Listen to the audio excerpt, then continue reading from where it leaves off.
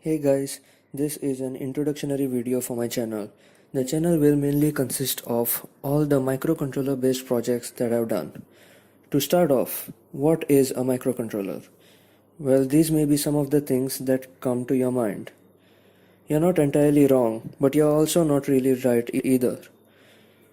This is a microcontroller chip. This is what you refer to when you say microcontroller. And the rest that you see is the breakout board, which allows you to use the pins of the microcontroller.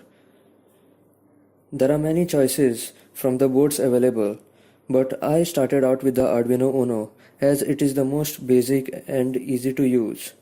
Then I had to eventually shift to the Arduino Mega, mainly due to its increased number of pinouts. Microcontrollers can be used along with various sensors such as ultrasonic sensor, temperature sensor, accelerometers, etc., and can be used to make amazing projects. Thank you.